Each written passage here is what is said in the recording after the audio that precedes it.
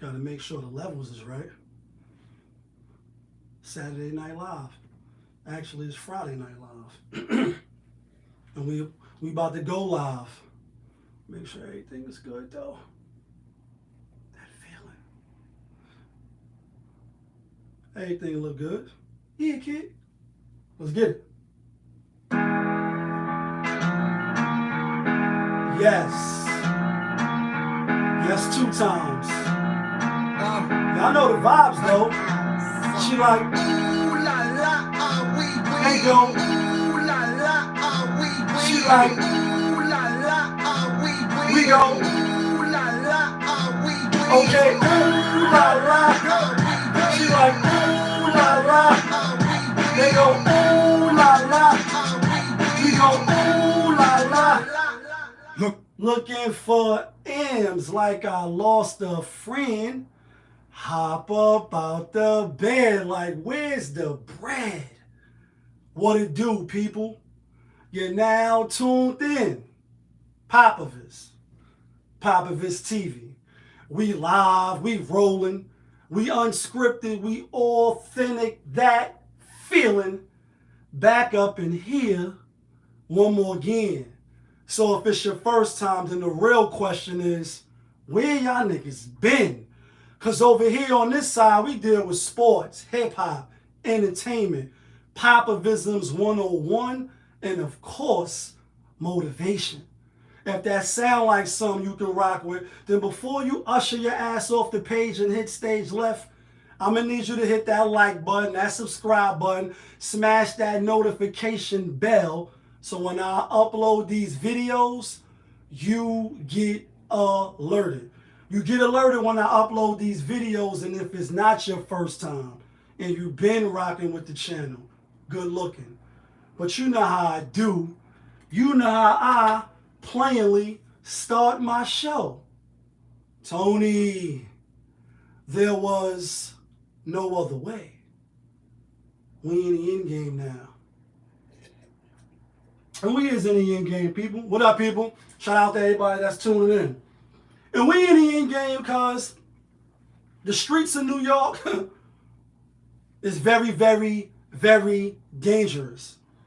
And if you ride the subway back and forth to work, if that's your commute to get to them coins, to get to that bag, then you know like the subway is all the way crazy, shit crazy.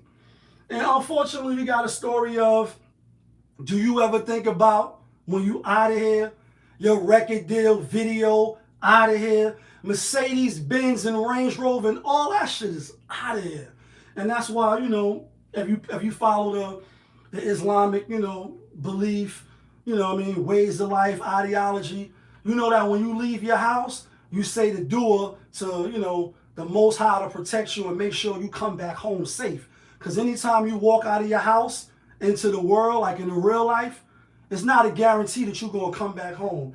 And here we have a story, you know what I mean, unfortunately, of a brother named Jordan Neely, you know what I mean, who was, you know, known in these subway streets, if you will, for doing an impersonation of Michael Jackson, and you bad, you know what I mean, like you a smooth criminal.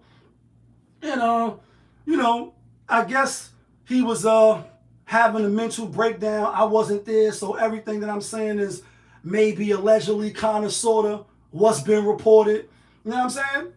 And I guess he was asking for food, and he was doing the most, maybe.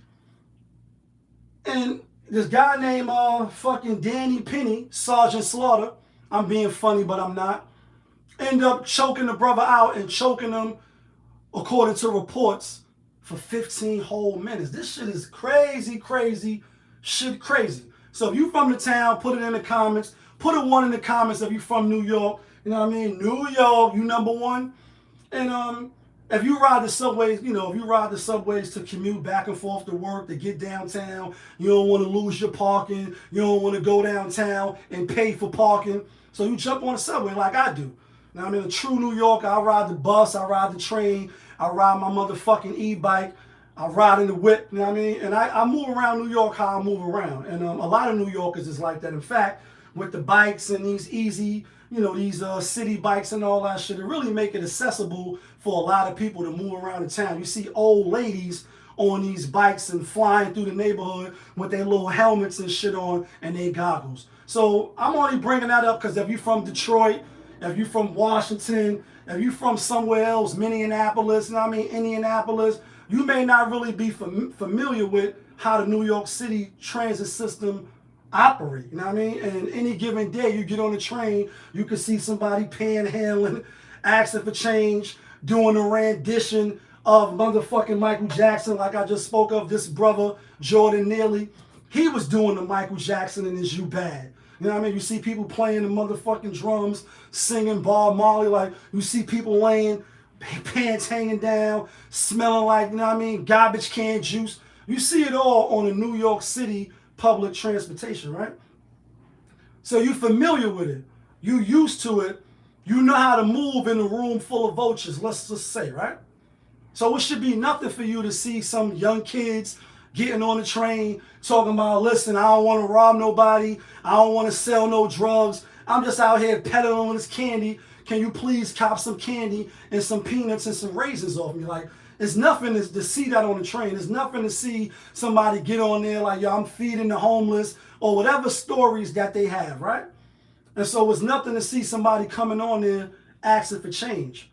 Unless you're from out of town and you're not familiar with what goes on the New York City public transportation, right? So this brother Jordan Neal, he not nothing new to the system. Arrested over 40 times. When you hear the news clip spinning in the clip, and they read, you know, living his life and what it was, mental health inside Bellevue, inside Rikers Island. Obviously, if you locked up 40 times, it's for petty crime. It's for something that's not really that serious. Because if it was, then you wouldn't be getting locked up again and again and again and again, right? And wouldn't be DJ Khaled in another one. And Scorpios, we the best, right? So whatever happened this day, and again, I wasn't there. When you look at the footage, unfortunately, I'm not going to lie. I was triggered. I was mad. I was steaming. Go knee. Why is everybody always picking on me? And when you see the white dude, let's get the elephant out the room real quick. You know, Danny Penny, a.k.a. Sergeant Slaughter, 24-year-old Marine vet. Like, you's a veteran, right? So you used to this shit. Like, it's not nothing new, you know, for hand-to-hand combat training and shit that the Marines go through. And I got family in the military, or, you know, was in the military, in the Marines, etc. You know, it's not like the Army. It's not like the Air Force. The Marines is a little different. Like, you know what I mean? It's a little different than the Navy SEALs. It's levels to this shit when it comes to learning how to kill and be proficient at killing. You know what I mean? And what Nas said, America teaching men how to kill. I'm thinking Gandhi's a fool, right? Gandhi want peace, but we teaching motherfuckers how to kill and be proficient and efficient and effective at killing. Just think about that. That's a Nas reference. You choke a man out, right? And it don't take long to choke a man out. If you ever choked a man out, if you ever been choked out, if you ever played the game where you hold your breath and then somebody press on your chest mad hard for a few minutes and then you just fall out. We used to call it the sleeping game. Put a motherfucker to sleep. I played in the game. I've been put to sleep choke-wise and being pressed on my chest. I also put people to sleep choke-wise and pushing on their chest. And Popovich TV, we live, we rolling, man. And pushing on their chest. So it's not nothing new. This is a game we used to play as kids. You say, damn, it don't take you long to choke a motherfucker out. 15 minutes is excessive. So the elephant in the room is that he's a white man, right? On the F train. Neely comes on acting belligerent, if you will, acting crazy, deranged, threatening people, but not really putting his hand on nobody. Didn't kick nobody, didn't hit nobody, didn't stab nobody, didn't shoot nobody. And when you watch the video, again, the reason why I was triggered, because not only is the white man choking the black brother out, right? And oh, but you black. I'm saying, damn, the people that was standing around is black. And I often quote on the channel a lot of times, because this is just observation. Black people do black people the worst. That's number one. You could say it's close proximity, where we living at, and other ethnicity groups and shit like that. They rob, they kill, they steal, they do each other dirty, but I don't want to hear that. You know what I mean? Woo, what up, my nigga? I don't want to hear all that. What I want to hear is that these motherfuckers, they walk in our neighborhood unfearful, unconscientious of what I may have to go through when I walk out of my house because I'm black and I live in the hood. They walk in their dogs, they merry-go-lucky, they happy-go-lucky, the Asians, the whites, whoever else in the facility that's not black. Oh, but you black. Yet and still on a subway train, a white motherfucker can have no like wherewithal, no fear, if you will, choke a motherfucker out for 15 minutes. Know what I mean? Like, no worries at all that no other black people gonna say, yo, what the fuck is you doing? I'll be like, know what I mean? You tap out like, yo, what you doing, bro? You doing a little too much. No fear. No fear. If this was the police, in a lot of cases where we see, oh, they should have tased them. They shouldn't have shot him 48 times. Oh, they should have used jujitsu. They should have used their training. All this other bubblegum shit that the people, when they outrage, use as excuses. Some of them rightfully so, when interaction is with black folks and, you know, the oppressors, you know what I mean, the cops, the black officers, the white officers. It's the same to me when you look at this white man choking out a brother, the people holding his hands down, and I don't want to hear about how many times he's been arrested. I don't want to hear that he had a gun, he had a knife. He had none of that.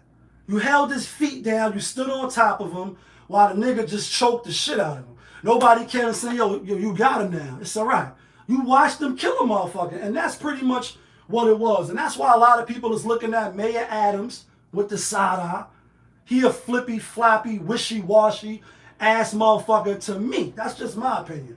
Then you see Holcomb, who is the governor of New York. If you're not from New York and you're not familiar with who's in position of power, like 50 Cent said, position of power. She like it's pretty much it's excessive. It's you doing too much. 3 motherfuckers holding his hands down, holding his feet down, and the motherfucker just choking the life out of him. It don't take that long if you played the game of putting motherfuckers to sleep. That's why I started with, I put motherfuckers to sleep in the chokehold, and when you hold your breath and the nigga press on your chest and you black out. Like my man, shouts to my man Rodney. Now I mean Drew Hamilton Projects, Harlem Stand Up. I remember when motherfucker came, we was packing bags right in what it was, a C-Town or it was whatever it was, in 142nd and 7th Avenue. Then came behind him, put him in the chokehold, choked him out. 30 seconds, 40 seconds. It doesn't take long to cut the air circulation off from your brain and then you out. Let him go because it was like, yo, he's out already.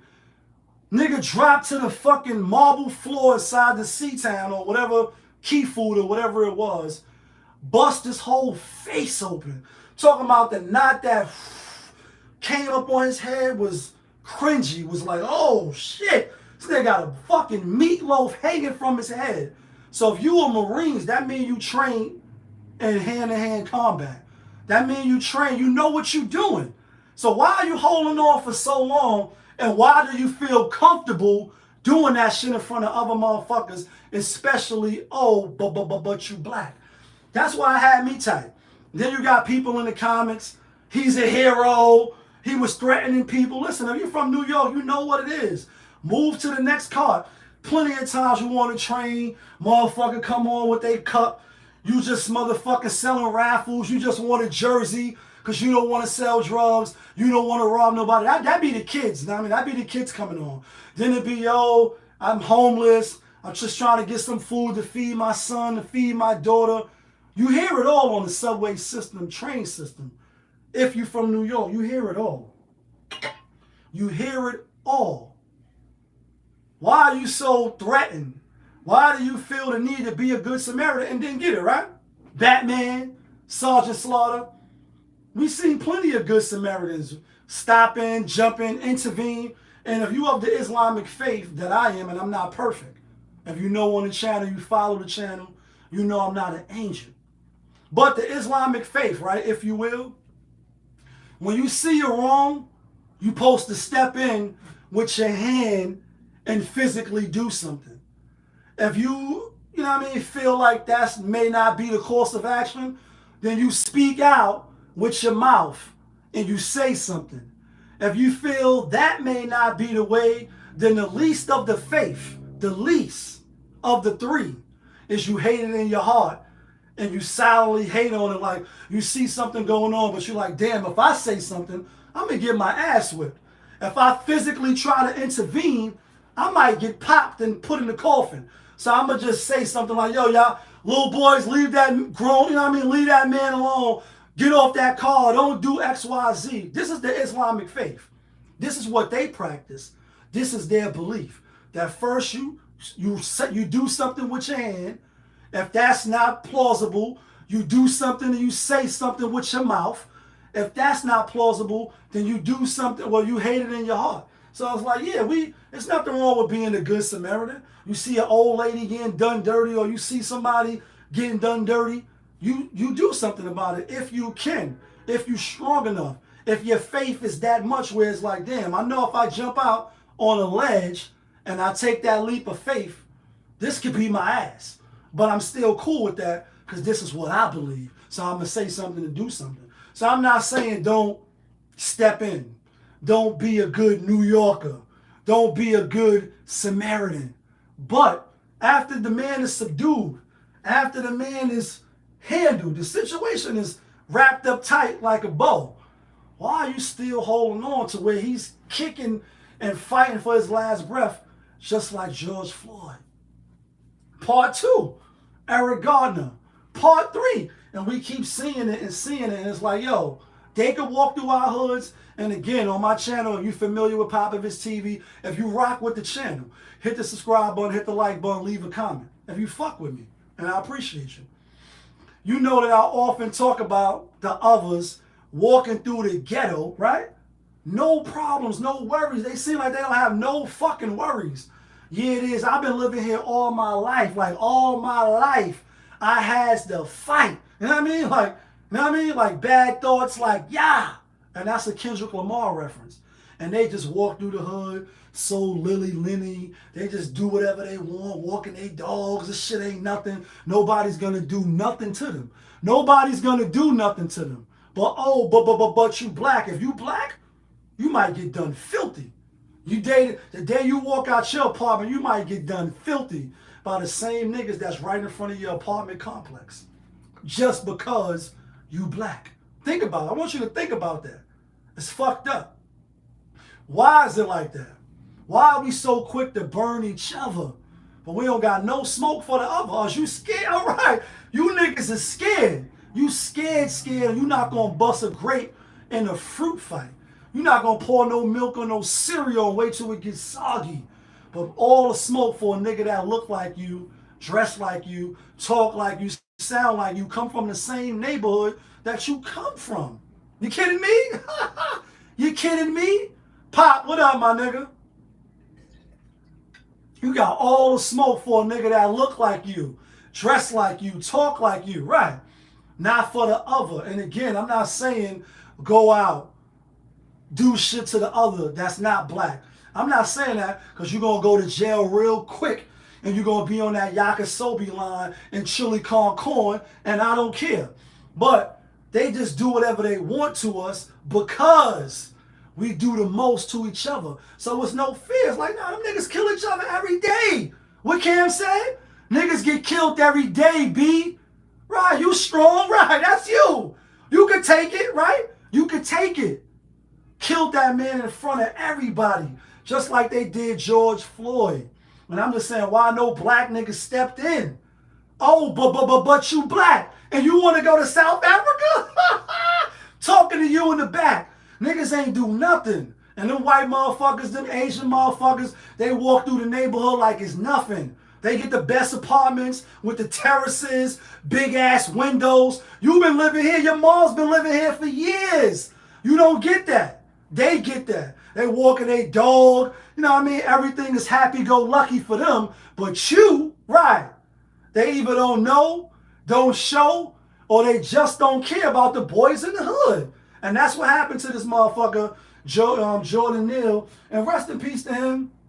I hope he get all the justice in the world.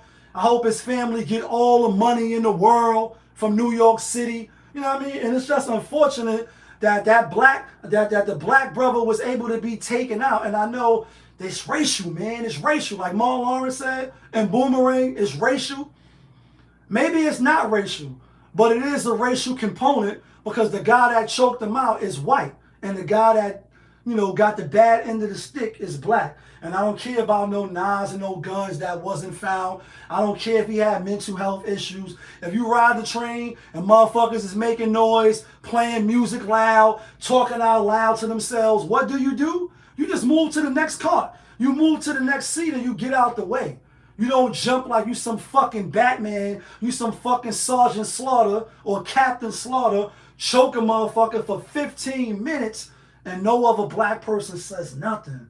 Motherfuckers is weak, bro. Motherfuckers is weak. And shit like that gonna keep happening to the black motherfuckers because black motherfuckers do each other so fucking filthy. And it is what it is. You can like it, you can love it, you can run from it, you can dread it. Destiny arise, all the same. And it's fucked up. And that's why it had me triggered, because it was like for 15 whole minutes, nobody did nothing. I don't give a fuck if he was belligerent, if he was asking for money, if he said he was going to blow this shit up like the World Trade. If he ain't touch nobody, if he ain't kick nobody, he ain't pull out no knife, he ain't pull his dick out, he ain't was walking around naked in front of kids. I don't care if he didn't do none of that. This motherfucker took it to the extreme and he killed him. And it's unfortunate. Billy D, what up, my nigga?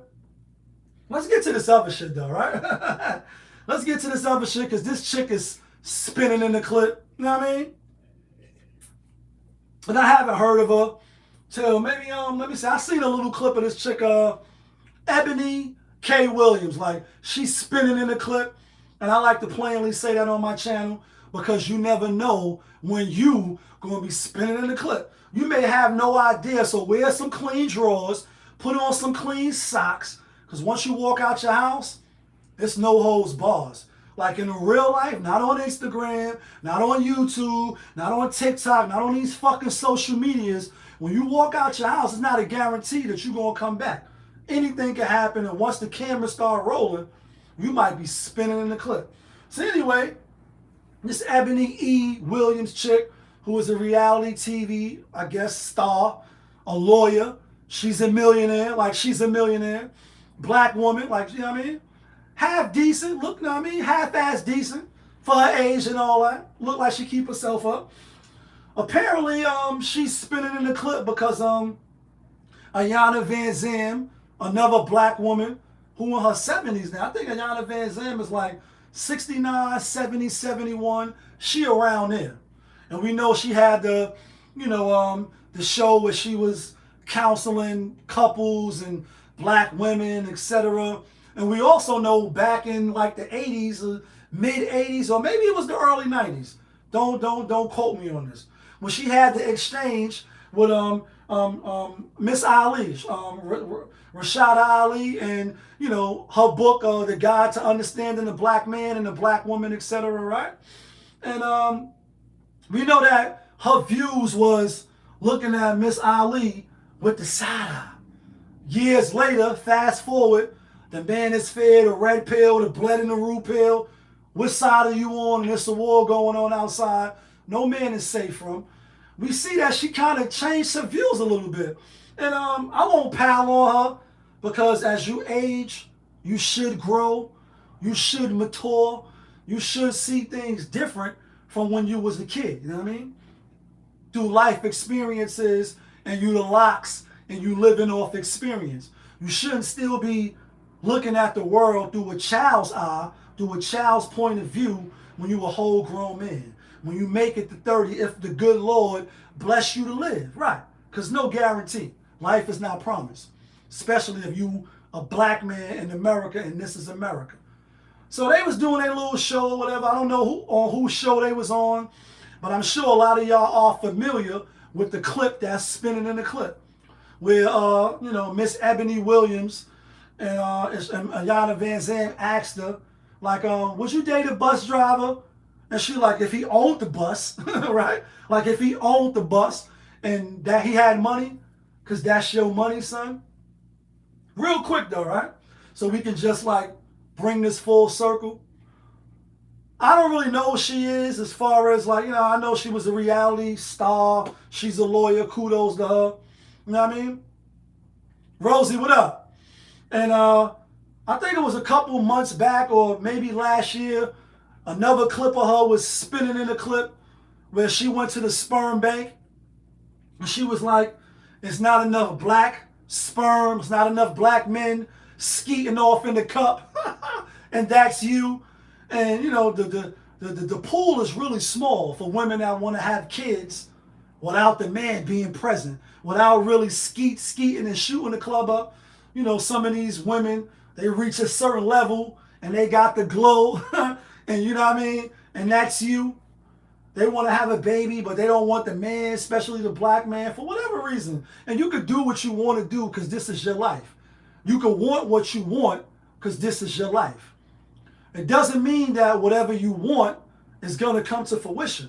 A lot of us, especially men, at a young age, like when the athletes in the basketball, when they put their hand down here, like when you down here, you can want what you want. But as men, from a very young age, you already know what it's heading for. Reality hits you hard and lets you know where you stand, where you at, and how people are viewing you, your status. And that's not to say that you can't change your status, because you can elevate and you can raise up to higher degrees depending on how much work you're putting in, depending on how much discipline you got, depending on your education, your level of education, and depending on how bad you want it. Like, how bad do you want it? And you're going to get it out the mud, right? So she like, if he owns the bus, she like, it ain't no a large pool of black donors.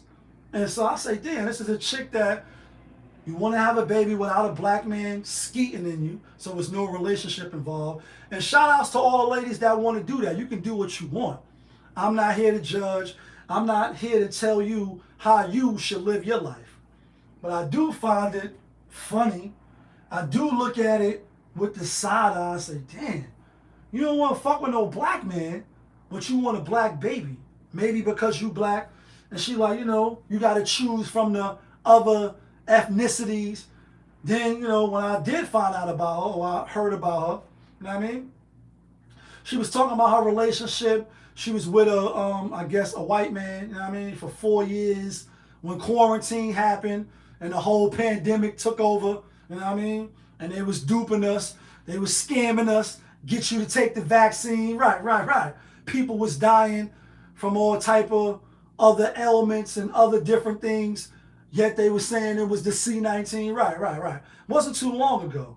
She like, the dude she was with was quarantining or decided to quarantine with his kids, even though 2 of them, I believe, was older. You know what I mean? Instead of her. So he didn't want to quarantine with her. I say, damn, why? Why he didn't want to quarantine with her? Then they broke up.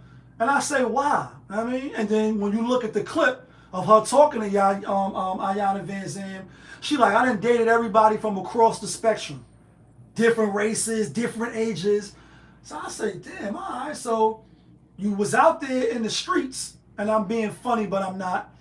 You dating white, you dating black, you dating Asian, you dating Filipino, like all across the spectrum. You dating Felipe, you know what I mean? And you dating all these different genre of men, different ages of men, but you don't have a relationship now to point to.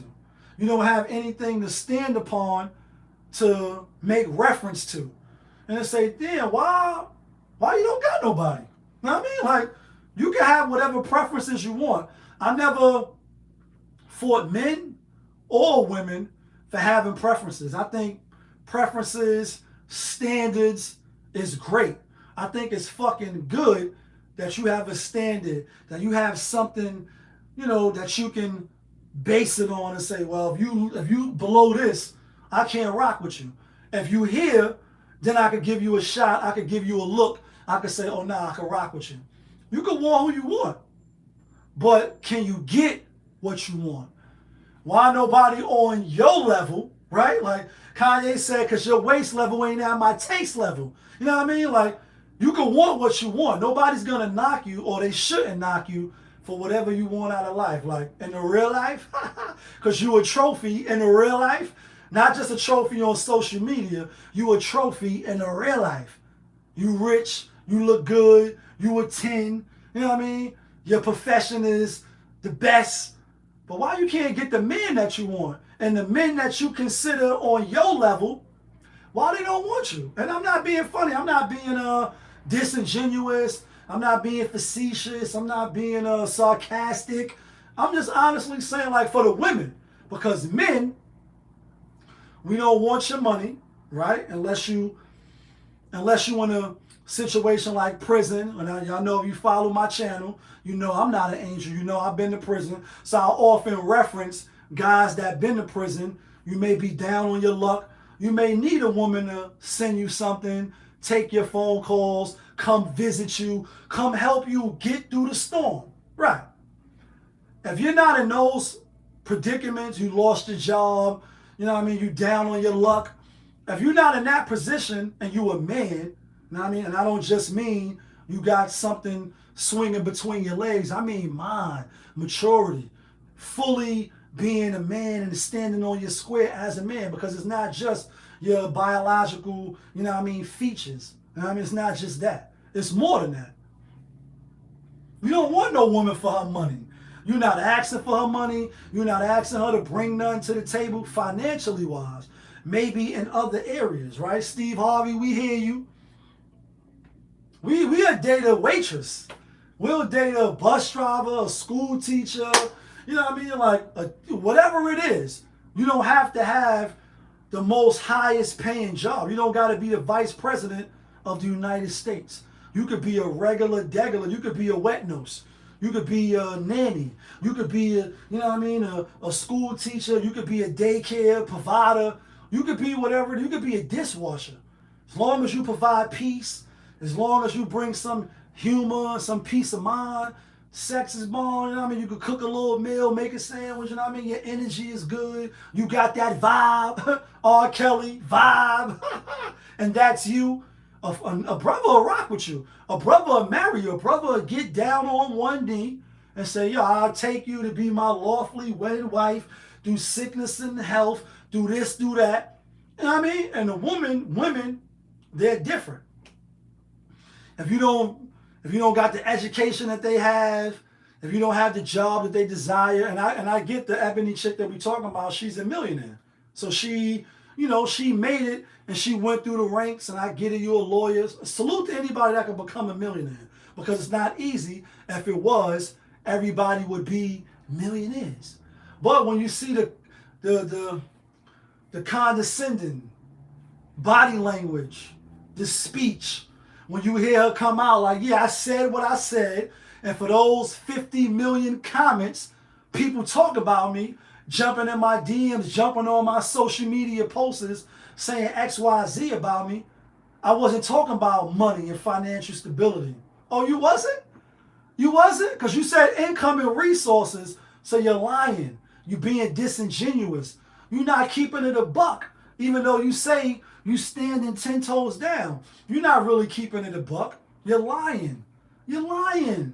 And as a lawyer, somebody that's supposed to be able to present the best argument as possible for your client, to present the best case as possible, you know what I mean, for whatever you disputing, because we know in the court of law, and as a person that has been in the court of law, copping out, taking shit to trial, I've been on both sides, and it could get a little shaky, a little nervous, a little shaky, a little nervous when your life is in the balance.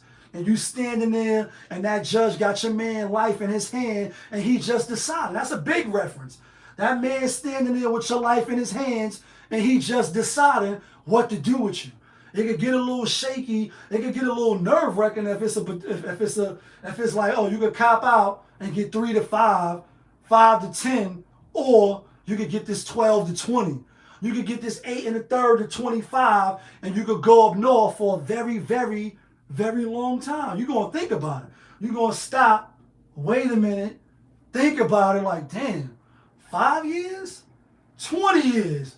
It's really not that hard to think about, even though some people roll a dice and you be like Dame Dash doing the motherfucking, I mean, like this, shaking on them, and you rolling the dice to see if you got a lawyer that's going to fight for you and got your livelihood and your life in the best of interest. That was a weak argument, Miss Ebony Williams. It was a weak argument because when you rewind the clip and you toning, there was no other way. You reverse it like a circle. You don't be whipped by that pussy, right? You whip that pussy. You say, damn, well, she said it wasn't about finances, but what is income? I did taxes for 5 years when I came home from prison. Right there on 125th of you from Harlem, where Chuck E. Cheese is at now. It was food bank, right? I did taxes for 5 years. Income is money, right? Resources is money. Like, that's your money, son, right? Money. Because that's your money, son. So what are you talking about, Miss Ebony Williams? You're saying you're not talking about finances, but you're talking about income. You're talking about resources. And you can want whoever you want, whoever's compatible to you, whoever's floats your boat. But when you talk down to the bus drivers, and I got one cousin who drive buses, you know what I mean? Making a decent living, been married, he's married, right? You know what I mean? When you got plumbers, construction workers, we get it.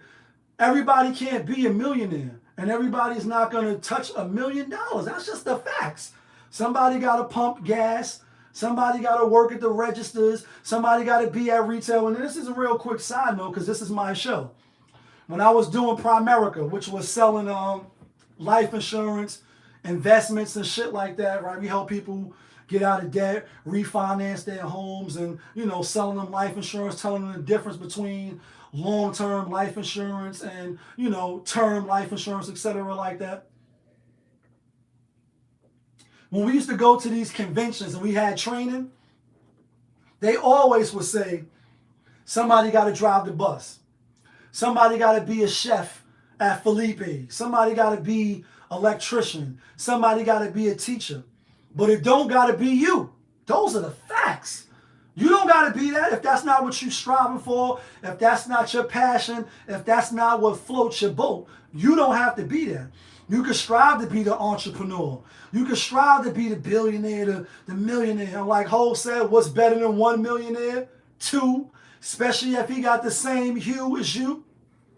You don't got to be the garbage truck picker. You know what I mean? You don't got to be the garbage truck driver. You don't got to be that. You could be the boss. You could be the millionaire, the billionaire, the trillionaire. You could be the president of the United States if that's what you want. But somebody has to wait at the table. When you go to these fancy, smancy restaurants and you getting these 5-course meals and the motherfucking waiter coming and pouring the champagne by you, champagne when they pouring it, you know what I mean, and flipping it and bouncing it and doing all these shits at these restaurants. Somebody got to do that in order for you to eat and enjoy these experiences. But it don't got to be you. So you can want what you want. But do that means you're going to get it. So her argument was weak. Her argument was lackluster. And we're not stupid. We're not stupid. And you can like it, you can love it. In these men's spaces, I won't call it red pill, because you do got the manosphere, you do got the red pill sector, men, you know, speaking up. Some of it I agree with, some of it I don't, because I don't subscribe to that. If you follow the channel, hit the subscribe button, hit the like button. If you on YouTube, fuck with your boy. If you on Instagram, which we live on both platforms, give me a like, drop a comment. You know what I mean? Let me know you in the building. I don't subscribe to that shit because I don't agree with everything that they be talking about. But what I do agree with, what I do subscribe to is men overall, like a circle, talking about their experiences, talking about, you know what I mean, how they view things, what they want, what they like, what they don't like. We haven't really had that. And you know, today is Cinco de Mayo. You know what I mean? Last year, Kevin Samuels, the self-proclaimed godfather of the internet, of YouTube. You know what I mean? We know he passed last year. You know what I mean? And 1 year later, Peace Out Premier, Take Me Out with the Fader. You say his message is still pertinent. You know what I mean? We off the Ebony Williams. We off her. You know what I mean? She could do what she want to do. You know what I mean? It is what it is. But let's rock out with this. You know what I mean? Kevin Samuels, 1 year later. You know what I mean? If you're familiar with his content, you know he used to rock out with this song right here. Your good lies. And women, they be telling a lot of good lies. A lot of niggas be telling good lies. In this moment, you know what I mean? You cannot say what's wrong or right. You can't say what's wrong or right. It's not hard to, I mean, y'all know what it is. It's not hard to fool me. 1 year later, Kevin Samuels, you know what I mean? Obviously, he died of complications of the heart. You know what I mean? Heart attack or whatever it is, a stroke, working too hard. Some people subscribe to. They took him out of here. They took him off here. I did it. You know, I did a show when he first passed. Obviously, salute to him for far as setting the blueprint of having a work ethic. In my opinion, unlike a lot of people that's on social media, he was definitely one of the hardest working men on social media platforms, on across the platforms, TikTok, Instagram, YouTube, etc. Well, you gotta say, right, when he passed 1 year ago, a lot of women, especially black women, oh, but you black, they were celebrating his death. They was happy that he died for whatever reasons. And you know, if you celebrate somebody death, you know what I mean, I'm gonna look at you with the side eye, because you can just say nothing and be graceful.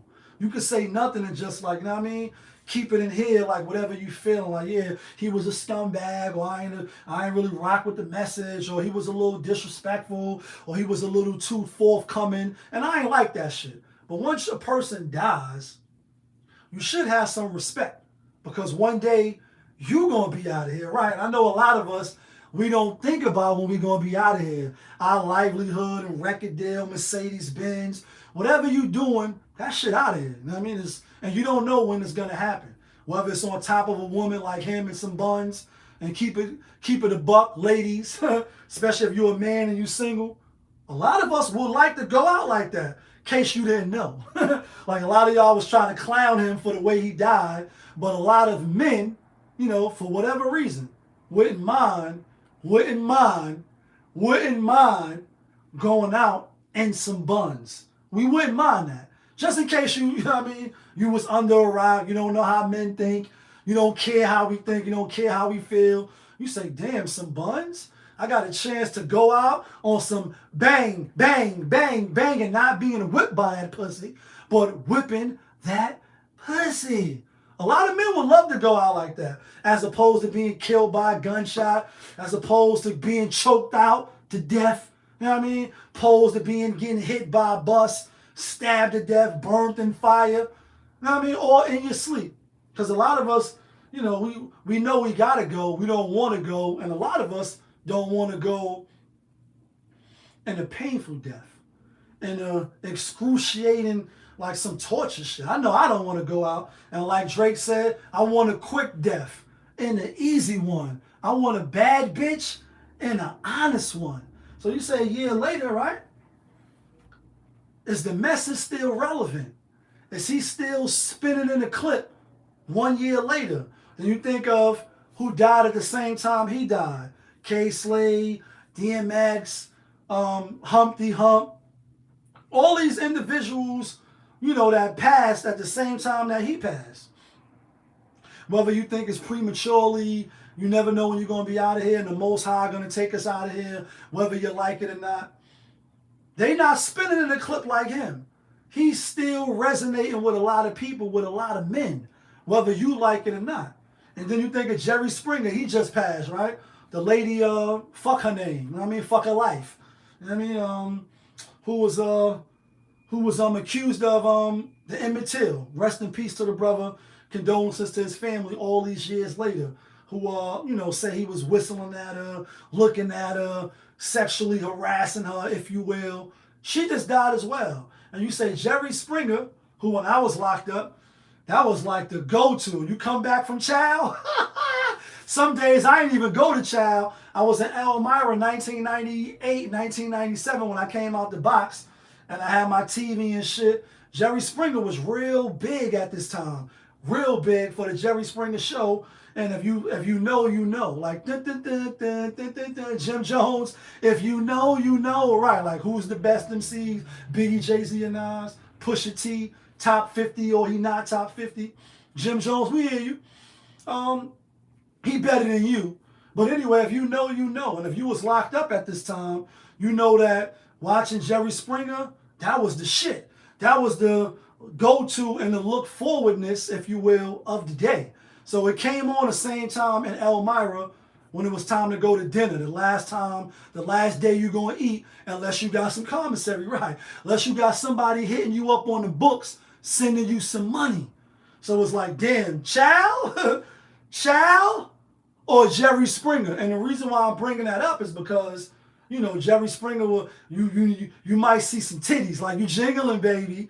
Go ahead, baby. You jingling, baby. Go ahead, baby. Somebody may snatch a wig off or snatch a shirt off, and you might see some boobies. You might see some tatas, right? So you're being locked up naturally as a man that love women. Scorpios, we the best. Of course you want to see some boobies. Of course you want to see some white trailer trash doing some crazy shit on camera. So it's like, chow, chili con corn, and I don't care. Yakisobe, 2 hot dogs and some tater tots. Like, you know what I mean? Like chicken day, mashed potatoes. What is really hidden for? Or am I going to stay back and I'm going to watch Jerry Springer? I'm bringing that up to say, one, condolences to his family. Rest in peace to Jerry Springer.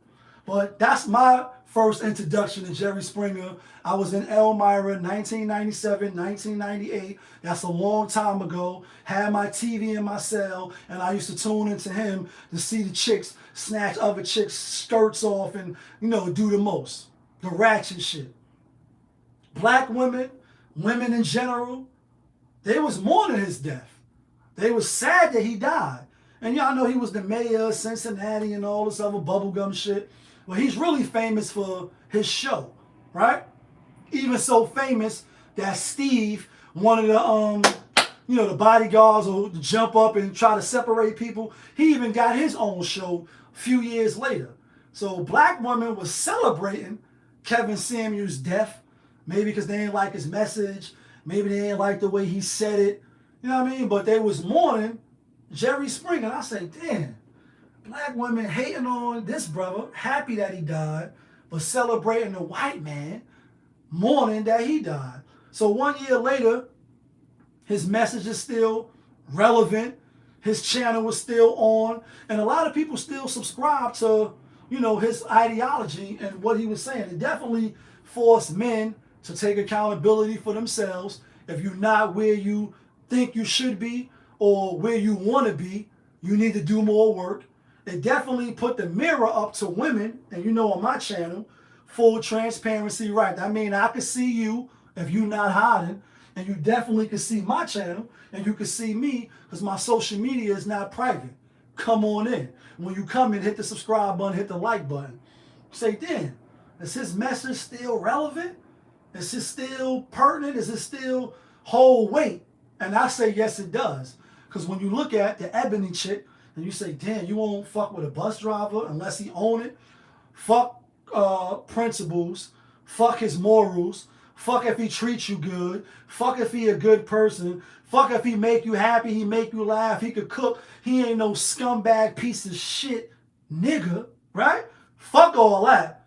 Nah, only if he own the bus and this and this and that. And again, it's based off preference and you can want what you want. And Kevin Samuels never told none of the chicks, if you subscribe to his channel and you watch the channel, he never, ever told none of the women that called in or even the dudes, like, yo, you can't want that. You can't want what you want. He never told them that. So despite the people that didn't like him or they didn't like the tone of what he was saying, the harshness of it, He never told not one person that called into his show, you can't want that. He never told them that. What he said was, you can want what you want, but can you get the outcome that you're looking for? So, can you get the outcome, ladies? You got to say this Ebony Williams chick, can you get the man that you want? If you can't, why you can't get the man that you want? Is it because that is no man worthy of worship? You know what I mean? Worthy of picking up Thor's hammer and you unworthy? Are you unworthy? You know what I mean? Nah, it's just men that's worthy. There's somebody out there for you. You just don't want them. You just looking past them. Like, you know what I mean? Like, I'm not looking at you dudes. I'm looking past you. That's a whole reference. You looking past motherfuckers that may worship you or hold you in high regard. And so I think his message still stands. It's still relevant. And then I did the show. I said, if you in a dating pool, you're looking for somebody to take seriously. It's a person that was married. Now I'm divorced. You see all these men channels and men speaking up for themselves. Salute to y'all. Because we men, ain't we? Right? Because we men, ain't we? You know what I mean? Should you ask a woman on the first date, not what she brings to the table on some Steve Harvey shit, and I did a video on that. Go see my other video. But just in general, like, to ask certain questions, like you was rocking with Kevin Samuels or you wasn't.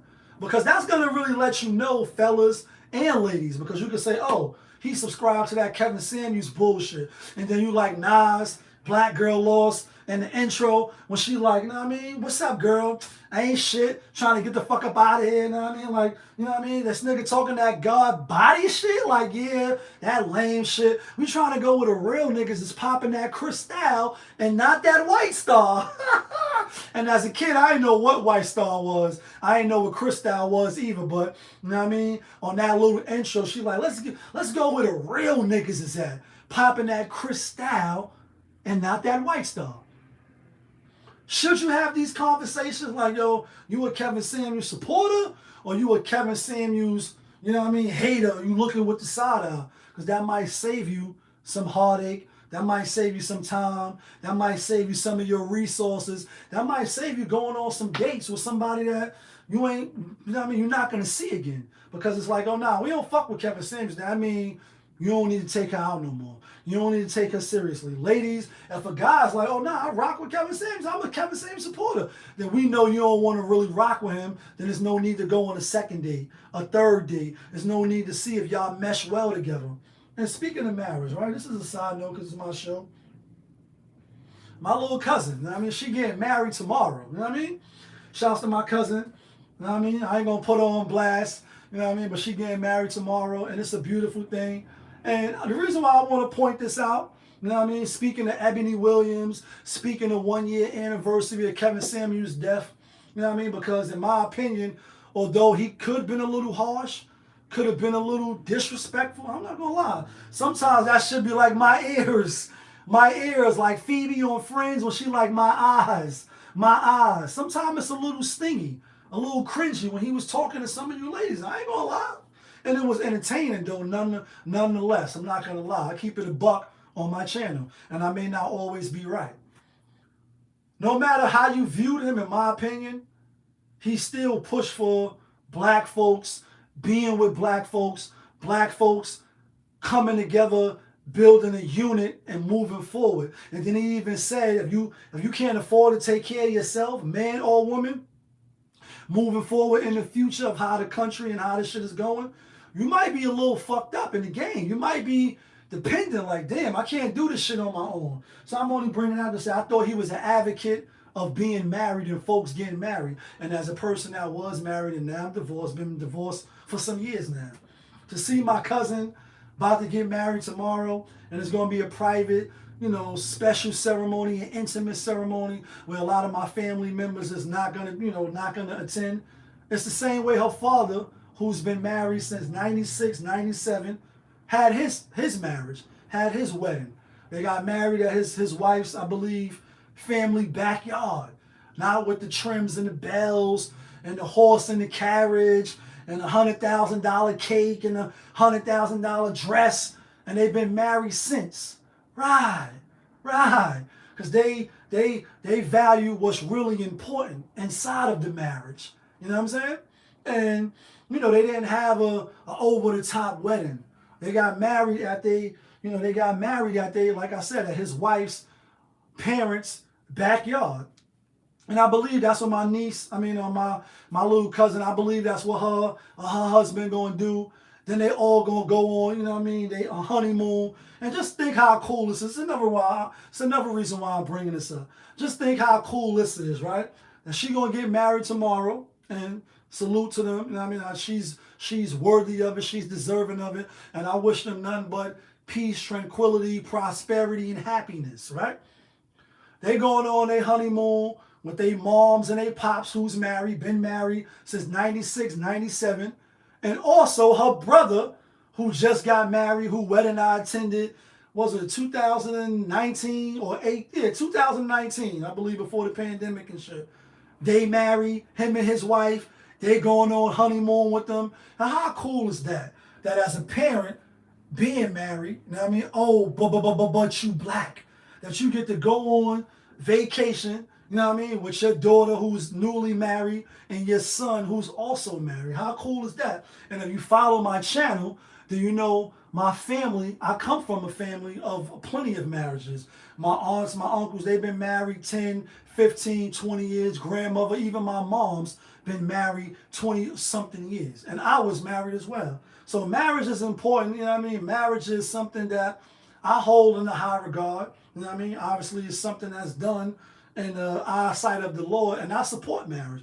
I'm not one of the red pill or certain people that's like, don't get married, fuck that, live the free agent lifestyle. And again, you could do what you want to do because this is your life, and la, la, la, la. Wait till you get your money right. You could do what you want.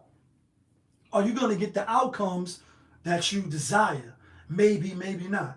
But this is another thing why I want to point out my cousin, getting married tomorrow. You know what I'm saying?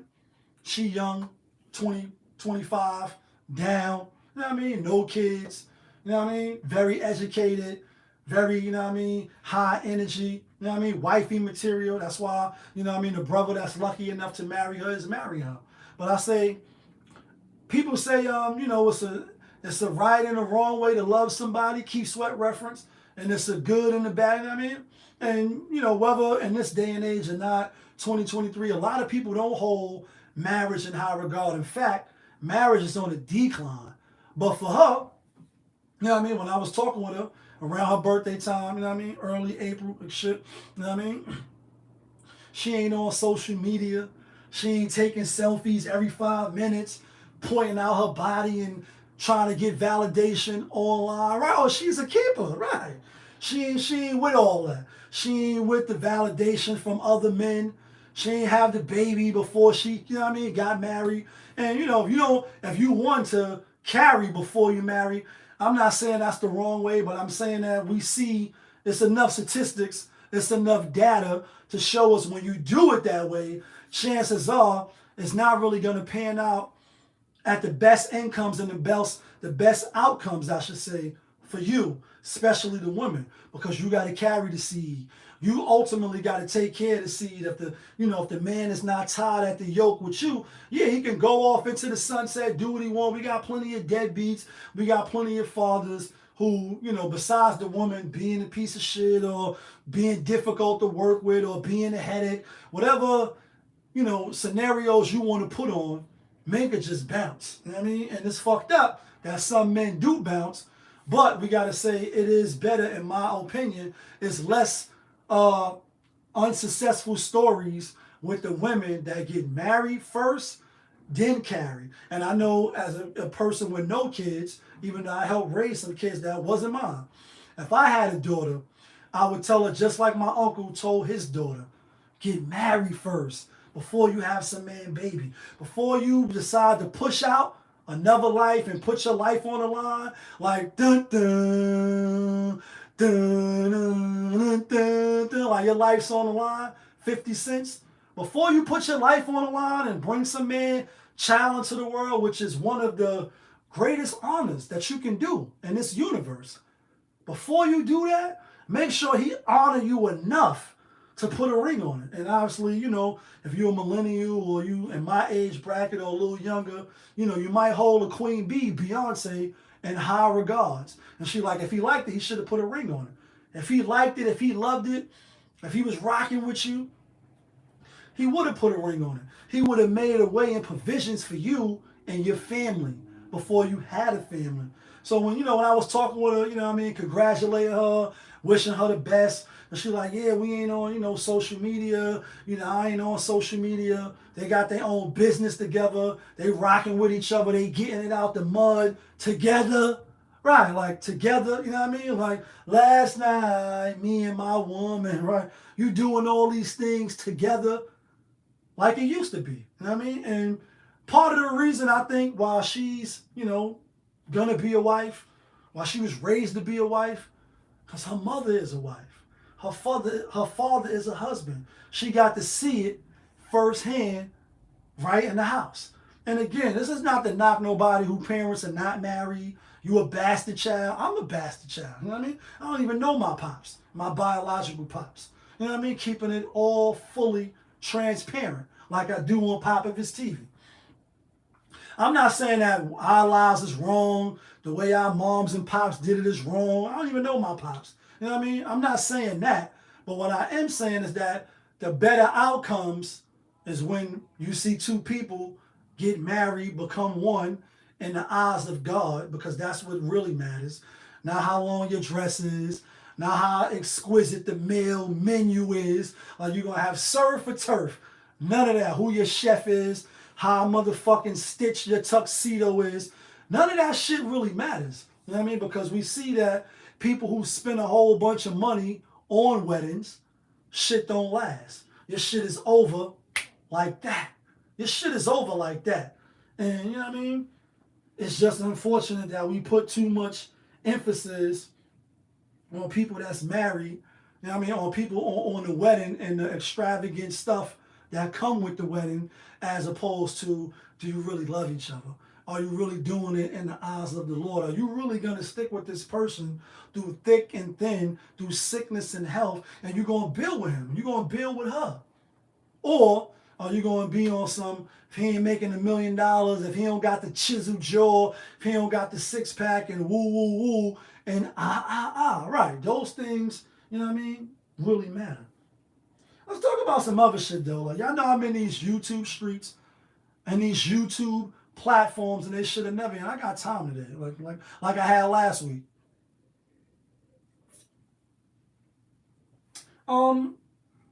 Just Pearly Things, right? The white woman who went viral for having Fuentes, quote unquote, maybe allegedly kind of sort of racist white dude on her channel, talking about slavery, talking about the Holocaust, etc. And there was a big thing on the internet. This shit was huge. Like, this shit was big, right? A lot of channels had something to say about it. A lot of channels, was in ours, and, now they going at it with each other over her. I'm talking about people that's black channels, right? And MTR is one of the Mediocre Couturio Reviews, a channel who I follow, I rock with. He's one of the channels I followed in the pandemic.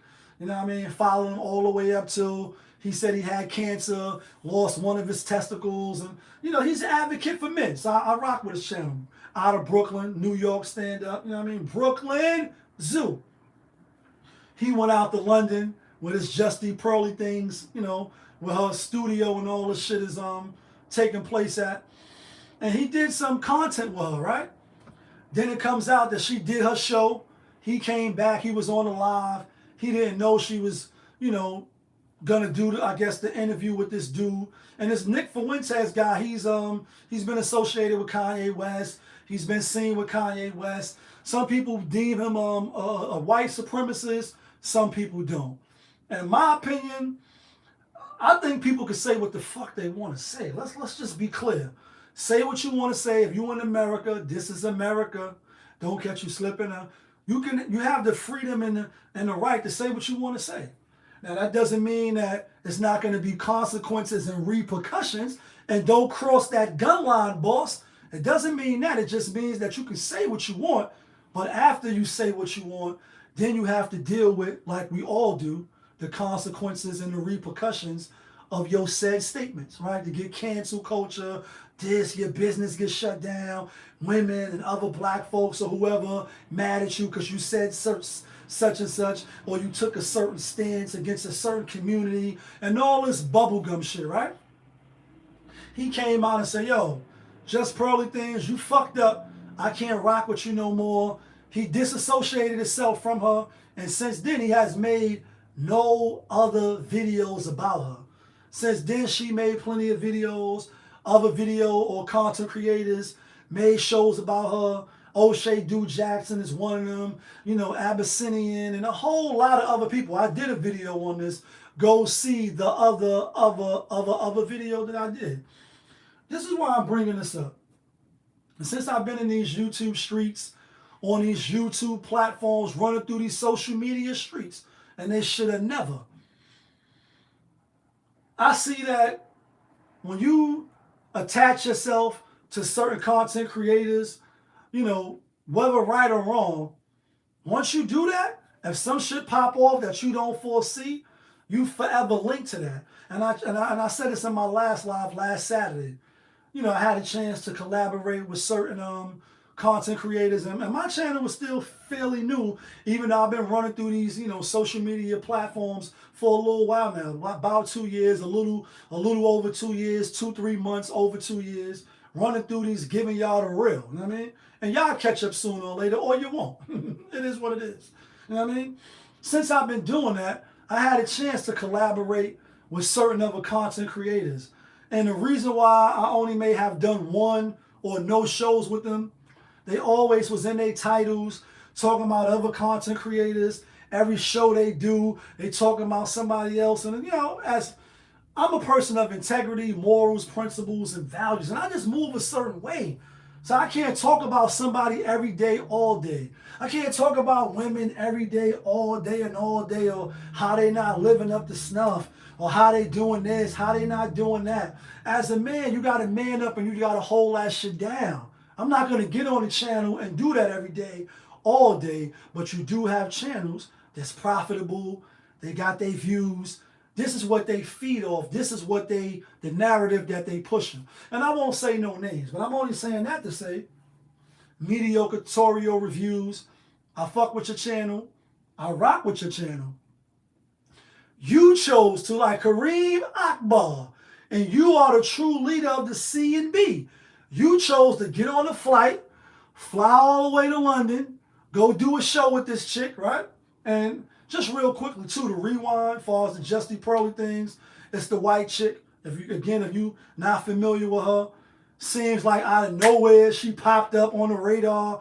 Every time you open up your fucking social media, you know what I mean, apps or whatever, she the first video that pops up. And she got a lot of manosphere and red pill talking points. You know what I mean? And she claimed to be on men's side. So that's why she popped. A lot of these channels, like Mediocre Tutorial Reviews, like Abyssinian, like all these other different channels, they propped her up. They pushed her to the forefront. Not, you know, the other channels like the Crimson Cure and the RV and these other little channels of black, you know, women speaking or being advocates for men. They didn't really push them up. They pushed her up. And oh, but you black. Now that she's in the forefront, she's in the limelight, you can't wheel that back. You got on a plane. You flew across the pond to do content with her, to do videos with her. So I guess they did a dating show or whatever it is. You know what I mean? And he like, respectfully, right, like, respectfully, if you don't check for me, then don't check on me. You mean that respectfully, don't fuck with me. Don't put that content up that we did when I was over there, when I was on your platform, because I don't want to be associated with you no more. She's saying now that she's going to release this footage. Guess they was doing a dating show or whatever have you. You know what I mean? I don't know if it's going to pay him in a bad light or if it's just going to show, you know, what he went over there to do, you know, and the collaboration that they did. When you're in these YouTube streets, you know, even though I feel like I'm an old man in this shit, and my channel may not be the most popular, I may not be popping like that, and it is what it is. I love doing it. You know what I mean? I love being a content creator and talking to the people. If I ever get popping, I'm going to stay the same. I'm going to stay with full transparency. I'm not going to never act like I'm something that I'm not. I'm always going to give you the real, and that's a fact. You know what I mean? And I'm always going to be who I say I am, and if I wasn't, right, then why would I say I am? When you fly across the pond and you do dating shows, when you big up these content creators and you put these YouTubers on a pedestal, if something ever goes awry, if they ever say some shit and they start spinning in the clip, you're going to be linked with that. You're going to be tied into that. So now he's tied in. She got some footage that might be golden of him doing some shit possibly that could paint him in a bad light, that can paint him in a bad way. It's like, oh, MTR, not you, my brother, not you. You not caught up in the matrix dealing with her, but because you ain't fucking with her no more, now it's a conflict of interest. So this is for new social media content creators, and I still view myself as being new. You got to be careful to not fall in the pitfalls or the traps and shit that these other content creators may try to set you up, because everybody's not kumbaya. Everybody not rocking with you. Some people is looking to start internet wars with you. With Star Wars, they threw 2, I threw 4 back. Like, you know what I mean? And, you know, I'm going to respond to any and everybody. I'm not going to go back and forth with you. I feel my integrity is intact. I feel like I'm bigger than going back and forth. I may address some shit, and if I want to talk about it, I'm going to talk about it. If I'm not, then I'm not.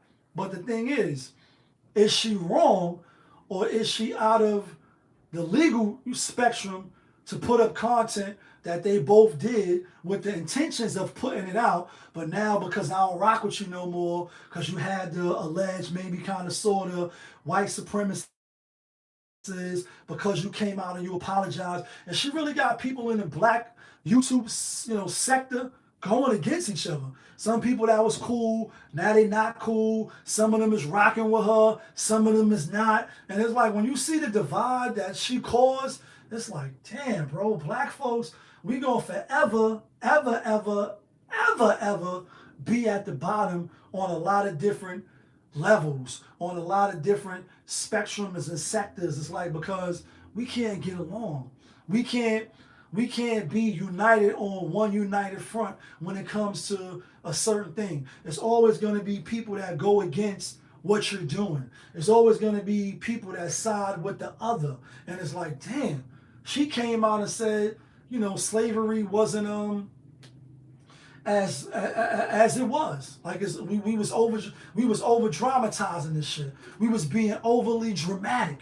That this shit ain't really pop off the way it was. And even if it wasn't, who the fuck are you? Like, in jail, who you? Like, who you to speak about black issues? But the thing is, black folks put her in position to be able to speak, to be able to be an authoritative figure on black issues and black relationships. And that's why her channel was popping. And her channel was based on, black relationships, black women not being held accountable. And we know black women ain't taking no accountability for shit. A lot of them. Not all of them. Be calm, ladies. I'm not talking to all of y'all. Talking to some. Talking to maybe the majority, but not all. It's not a circle. It's not like you like turtles. It's not a circle. But the majority, we know they ain't taking no accountability. And that's what she really capitalized off. See, Kevin Samuels passed, certain channels ain't pop. She slid right in. Niggas gave her the alley-oop, and it was a dunk, and somebody got posterized to where now she's elevated over certain black women channels that's speaking about the same talking points she was, and even some black dudes that's in the same space, same message, same rhetoric. She over them. Like, dog calling you under us. She over them, and we gave her the power to do that. Why? Because she was white, because she was talking and regurgitating the same shit we was kicking, like flavor in your ear. Here goes the new flavor in your ear, like brand new flavor in your ear. She was kicking the same shit that we was kicking. And who gives her authority to do that? as a white woman. You ain't even 30 yet. You're not married. You ain't been living in the predominantly black places. So who gives you authority and to be an authoritative figure and be the voice of black men? Oh, but you black. Black men gave her that authority. Now that it's a rift, it's a divide, it's, you know what I mean, you choosing sides and don't cross the gun line. Now we looking at her with the side eye. Now we don't want to collaborate with her. Now we don't want her to put out content that we went over to her part of the neck of the woods to do content. Now you don't want that content out. And so I say, you know, again, I rock with Mediocre Couturio Reviews, MTR. I rock with them still. That was a mishap that was a miscalculated step on your behalf. And a lot of the other brothers that support her, that rock with her. You know what I mean? You got people from London, black folks that's on her channel, on her network, beefing and arguing with brothers over here in the United States, you know what I mean? Going back and forth over this white woman. Why? When it should be an easy, hard line drawn in the sand. You either with us or you're not with us. And that's why we losing. This is a side note because this is my show. We unscripted. We don't have no set formats. This is one of the biggest reasons that we're losing. This is it. It is. And again, I'm not perfect. I did shit to bring down the black community, doing shit, you know what I mean, in my ignorance and just, you know, living the way I was living. I'm not an angel. So I contributed to some of the stuff. And I'll raise my hand and be the first to say that I did that. I'm not doing that now. But this is why we can't get ahead, because we don't stand firm together on too many things. When you look at the other communities, they're going to rock with each other. Soon as when you do something to one of them, they all going to come out protest. They all going to come out and try to cancel. They all going to come out and try to get laws passed in their favor. We don't do that. To where, again, how I started off my show, you can have a white dude on a New York City subway train choke out a black motherfucker, even though he may have been homeless, mentally deranged, belligerent, whatever the case. Choke him out in front of other black people, and nobody has no say-so. Nobody has no balls to step in and say, no. Bet you go to an Asian neighborhood, a white Jewish neighborhood, or somewhere else, a fucking Arab neighborhood, or anywhere else, and try to do that to one of them, you're going to have a rude awakening as a black man, as a black person. I dare you. Like Black Raw, rest in peace. I dare you to test me, you know what I mean, to confront me. I dare you. I dare you to go do that in another neighborhood where it's predominantly somebody else ethnicity as a black person, try to steal out their store, try to oppress one of them, try to rob one of them, or do anything to any of them. Even if they was wrong, you're not going to be able to choke them out or do what was done to us and their neighborhood. I guarantee you that. And I bet money, because I'm a gambling man, and you know on the channel, right? Because that's your money, son. That's your money. You're not going to be able to do that. And why is that? And the reason why this Danny Penny dude felt so comfortable doing what he did to Jordan Neely is because we don't give a fuck about each other. We'll come out the house and black on black every day, all day. Like, fuck them niggas. That's the ops. Fuck them niggas. I'll put a cap in your ass. Fuck them niggas. You know what I mean? This shit is my turf. This is my shit. This is my game. You gonna do what I say or I'm gonna kill you. That's why they feel comfortable doing that in our neighborhood. This is another reason why they can walk through our neighborhoods with their little dogs, with their little Whole Food fucking bags, coming and shopping our neighborhoods, coming to get the apartment that your mother can't get, that your grandmother can't get, and they've been here for 30 years. Your grandmother, your mom's been in the hood for 40 fucking years because you can't get them out. You ain't elevated and level up yet to where you could get your moms out. She's still living in the same projects. She's still living on the same fucking block where they come into the new buildings with the terraces and the big windows and the doormen. George Jefferson, we moving on up. Right. Oh, but you black. You fighting over neighborhoods that ain't yours. They can come into your neighborhood, walk outside with their kids, with their dog, look at you like you don't belong. And what the fuck you looking at? Like, what the fuck is you looking at? You know what I mean? Like, what the fuck is you looking at? And you've been here forever because they see what you do to your own kind. You mauling your own kind. You lynching your own kind. You doing your own kind filthy. And they see that shit and they say, damn, they ain't doing that shit to me. I could walk through the same, like some of the realest neighborhoods in Brooklyn, the realest neighborhoods in the Bronx, South Bronx, Harlem. And niggas get killed every day, B. I'm being funny, but of course I'm not. They walk through these neighborhoods knowing, feeling entitled. I dare one of you niggas to do anything to me. Because even if you do, the law's on my side. It's going to be an it's going to be a fucking outrage. It's going to be some cancellations. It's going to be some shit shutting down in your neighborhood if you do anything to an Asian man, an Asian woman, a Jewish man, a Jewish woman, a fucking Arab, an Arab woman. Anybody that's other than black, you're going to hear about it from the fucking higher ups. And I dare you to get out of line, nigga. Yeah, I said it like that. I said it with the vitriol. I said it like that, nigga. I dare you to get out of line. I dare you to do anything to somebody other than yourself, nigga. And then what's going to happen? Oh, they're going to put you in cuffs. Oh, they're going to beat your fucking ass to the white meat. They're going to do you dirty and dare anybody else that's black to step up and save you. Right. Shit that happened to homie is the same shit you see happen in prison where black motherfuckers that's in gangs, that's in control of other black motherfuckers, right? You're going to oppress me. You're going to cut me. You're going to stab me. You're going to take my commissary. You're going to take anything you can take of mine. You're going to sneak thieve me. But as soon as the police pick one of y'all out, tell you can't go to commissary, tell you can't go to rec, tell you dead on the phone, tell you don't get no motherfucking food tonight, and beat my ass, y'all niggas gonna turn your head. You gonna keep walking. You gonna act like you don't see 4 or 5 officers whipping my ass, and you gonna keep it moving, because you a coward.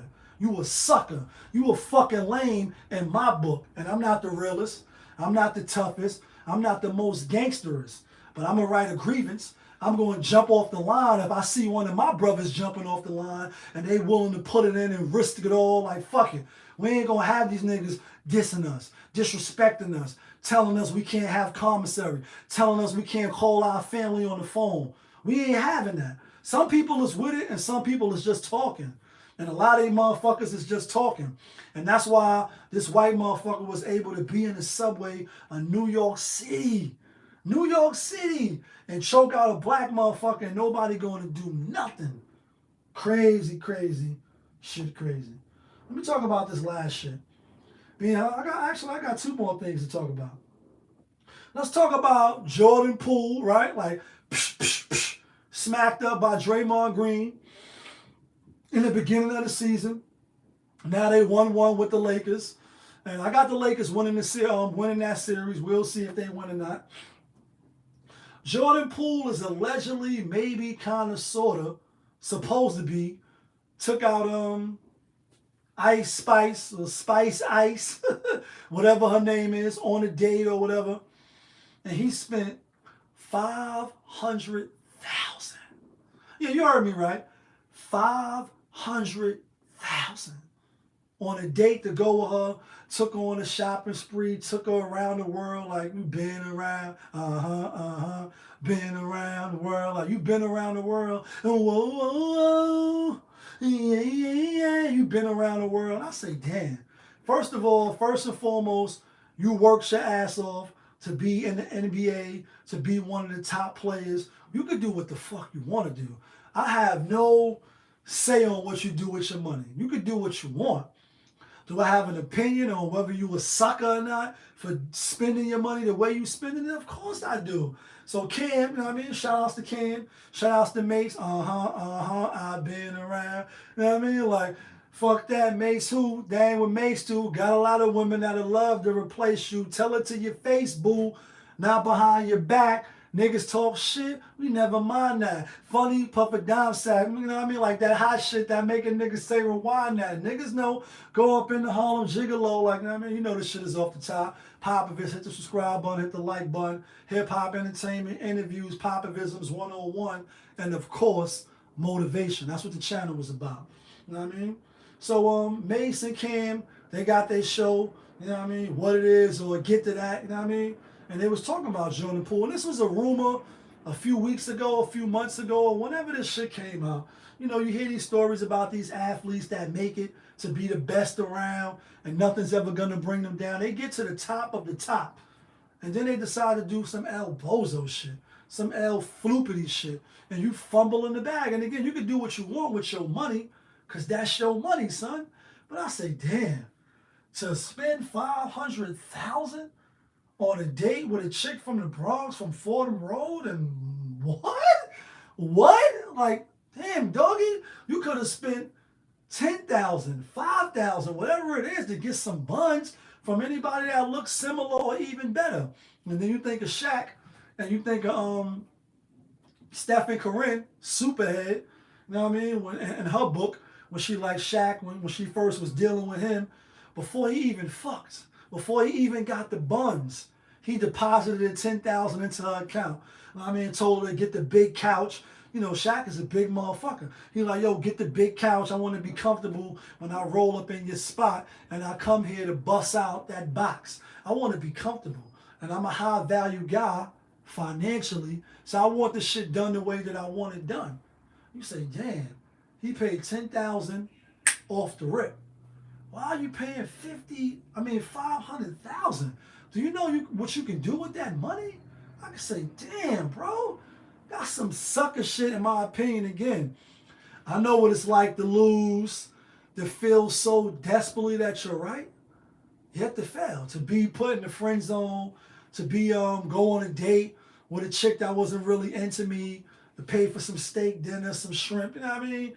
It didn't happen to me. I'm not immune to it, and it's happened to me. You know what I mean? And you learn, and you live, and you learn. You know what I mean? But $500,000, that's almost $500,000. Like, you know what you can do with that in the community for your family. And again, I don't know if he, didn't subscribe to any like foundations, any programs or whatever. If he giving back, I'm assuming that he is. Let's assume he's a good guy. Let's assume that he's a good guy. He's doing stuff for the community, etc. But just to go on a date with Ice Spice and you a munch, and that's pretty much what Cam was saying on Mace. Like, he could have brought a bitch a pizza. You could have brought her a pizza. You could have went to Tiffany's, my nigga, and got her a bracelet. You spent $500,000? You're bugging. And for these athletes that make it to the NFL, the NBA, whatever it is, whatever field you're making it to the, Major League Baseball, y'all got to stop tricking off your money. You got to stop tricking off your fucking money. Like, are you serious? Again, you could do what you want because that's your money. You was in the gym shooting. I wasn't in the gym shooting, and let's be clear, when it comes to sports, I'm L. Trashington. And basketball, I'm trash. Football, I'm trash. Baseball, that might be my best sport. You know what I mean? A little out right fielder, little shortstop. I could bat. I could catch the ball. You know what I mean? But when it comes to dribbling, shooting the ball, sprinkle some dirt on me because I'm dirt and I'm trash. You make it to be the best of the best, the top 500 individuals to make it to the fraternity, you throwing your money out the window. You could buy, these bitches is for sale. And it's all for sale. I'm being funny, but I'm not. There's plenty of sex workers, plenty of fans onlys. There's plenty of people that's 20 bands. If that's, if you getting into that type of money to get some pussy, you know what I mean? You could easily pay for that. To pay $500,000 to go on a date and not get anything? Damn, dog, we know you just got the bag, but shit, you just throwing that shit in the garbage. And that's pretty much what Mason Cam was talking about. Like, bro, she from the Bronx. Nothing special. We get it. She got a good song out. She popping right now. But now for $500,000, she not? Are you crazy? Are you crazy? You know what you could have did with that bread? And again, I don't know if he donating or he doing whatever he doing with his money. And I'm not hating on her. Salute to her. Like, you know what I mean? Holla, you know what I mean? Like, I see some ladies tonight that should be having, like, you know what I mean? You playing these niggas like dummies. She played him like a dummy, clearly. He's a clown. He's a fanboy. And if you treat them like a star, they're going to treat you like a fan. That's what I would tell my little nephews, my little cousins. You treat a chick like a star, she's gonna treat you like a fan and a fanboy, and you're gonna get the treatment that they decide to give you. Come on, my nigga, Jordan Poole. People in the comments like, yo, maybe Draymond Green slapped that nigga so hard that he lost his marbles and he lost his scruples. But we gonna get out of here with this. You know what I mean? Last night I went to see Guardians of the Galaxy, you know what I mean? You know what I mean? Quill, you know what I mean? I went to see Guardians of the Galaxy 3 times, and the movie was phenomenal. The movie was great. Spoiler alert. You see the Marvel in the background. You see all the shit for Marvel. You know what I mean? This is what I like. This is what I do. I come up on Marvel, DC. You know what I mean? I'm a sports fan, obviously, hip-hop, etc.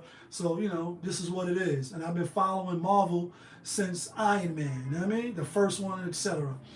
So they came out with Guardians of the Galaxy yesterday. I went to the 1040 show last night. It came out. You know what I mean? It's out fully today for everybody to go see. If you're a Marvel fan, and Tony, there was no other way.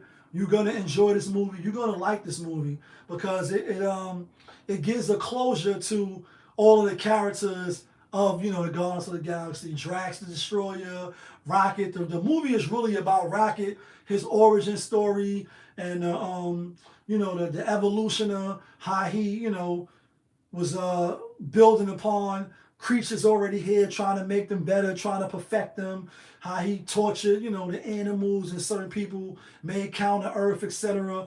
And then if you remember in Guardian of the Galaxy 2, if you're familiar, you see that the light-skinned golden people, you know what I mean? They had the Guardians of the Galaxies go retrieve some batteries. They stole them, and at the end of the movie, they made Adam Warlock. So Adam Warlock makes his debut. In the beginning of the movie, Rocket the raccoon, you know what I mean? He got injured real bad. They try to resuscitate him and try to save him. Come to find out he had a device on his heart, like a fail safety, that if they tried to save him, he was going to die. So the movie is based around them trying to save him, and his backstory, etc. Like I said, the evolutionary, Quill, how he left Earth, how he was kidnapped by the Ravengers, and Endgame, Gamora, his girlfriend, Thanos, his daughter, his second daughter. Obviously, you had Nebula, etc. She's one of his daughters. So he miss her. He's distraught over her. He's stressed over her. He want to find her back. You know what I mean? And obviously, they was showing the end of that at Endgame when he was looking on his computer screen and he was looking forward. And when Thor came on, the ship, he moved the screen real quickly, and then Thor, Love and Thunder, etc. They was together for a little brief moment, and it's just really highlighting that at the end of the movie, without giving too many spoilers, each of them is going to go on their own journey now. It's not going to be the same Guardians of the Galaxy that you've seen in part 1 and part 2. It's going to be a new cast. It's going to be Adam Warlock. It's going to be Rocket. It's going to be Groot still. He kind of like morphed into a King Groot. He's bigger. He's stronger. The little girl that they saved, I forget her name, Galaxy or Solar or whatever. And the dude that took over for Yondu, the dude that whistle, and he got the little arrow, spear and shit. So the movie was entertainment, a lot of action, you know what I mean? I didn't like how they, did the evolutionary, or the evolutioner. They kind of handled him a little handily, you know what I mean? And he's pretty much strong, or at least they, in the beginning scenes when he, it's the beginning scene where, Adam Warlock, they had like their little spat. He kind of like did some of his powers, handled him, was crushing him. And it looked like, oh, the evolutionary is something to be reckoned with. He's strong. He got powers. they're going to have a hard time dealing with him. And even throughout the movie, leading up to the end battle, you hear Rocket like, no, he's strong. He's stronger than us. We ain't going to be able to take him. And Gamora, who's now the leader of the Ravengers, you know what I mean? We know that she was a guardian of the galaxy before she died, and Thanos threw her off the mountain to get the Soul Stone, you know what I mean? You know what I mean? Get the Soul Stone. You see Thanos right here. Well, if you on Instagram, you ain't gonna see that. You know what I mean? See the Soul Stone. You see it in the back right there. You know what I mean? She ain't coming back. She dead. Did it and done. But because they went back and forth in time, we know it's another version of her, and that's who Quill was looking for. So she even like, yo, y'all going to fight the evolutionary? That nigga's, he's official. He created whole planets and woo and we ain't gonna be able to beat him as we walking into a death trap. So the way they handled him when they did have to fight him was kind of like, I would have liked to see more, you know what I mean, like him handle them a little bit before they just handled him. But it's 2 post-credit scenes. Obviously, Quill, you know what I mean, Star-Lord, he went back to Earth, seen his grandfather. You know, they was talking about Kevin Bacon and the little series of the Guardian of the Galaxy, the holiday edition. And then, you know, they said Star-Lord will be back. And then you see the new Guardian of the Galaxies, where they on like another planet, they protecting some people, and they just kind of like listening to some music and talking about their favorite songs and shit. And you know, these animals start coming out to attack them, and then they go, you know, I guess defeat the animals. But before that, they all giving like their favorite songs and what's their, you know, favorite iTunes and shit. So the movie is pretty good. You know, Drax is gonna go on his way. Nebula's gonna go on her way. Mantis, she gonna go on her way. We know that that's Quill, half sister from Igor, you know, the god that they killed in part 2. A lot of action, a lot of fight scenes, and you know, again, you know, Marvel was good for you know, showing you characters one way, then their arc goes up, and you know, I mean, it plateaus out, and you get to see the full evolution of the character. So we got to see that with Quill, we got to see that with Drax, we got to see that with Nebula. She got a lot of new upgrades. Like Nebula is the truth in this one, because she almost like the Terminator, if you ask me. The way her body can manipulate and turn to different weapons and shit. You know what I mean? And then obviously you got Warlock, Adam Warlock. He's the new guy. He's like a Superman. You know what I mean? If you will, he got the powers to fly. He mad strong. He could do a lot of shit. He could shoot. You know what I mean? Protons or whatever. You know what I mean? But the thing is, he was in. If you see the end of Guardian of the Galaxies 2, you know he's like in a chamber or a capsule, and you know they creating him and shit. And obviously in this movie they revealed that he was let out prematurely. So I guess he was supposed to stay inside the chamber a little longer, and he didn't. So when he comes out, he's like a baby, like a child almost. So he got a lot of child tendencies, and you know he's not fully developed yet. So I'm assuming that with the arc of his character, they're gonna, you know, show his full maturity and how he, you know, grows to be Adam Warlock. And Adam Warlock is something to reckon with if you watching, you know, if you're familiar with Marvel and the, you know, and the character, etc. So that's what I got for y'all. Appreciate you tuning in. My seat is going down. You know what I mean? But you know what it is. It's your guy, Popovitz. Y'all was just tuned in. Popovitz TV. We live, we rolling, we unscripted, we authentic, that feeling back up in here one more again. Yeah, kid.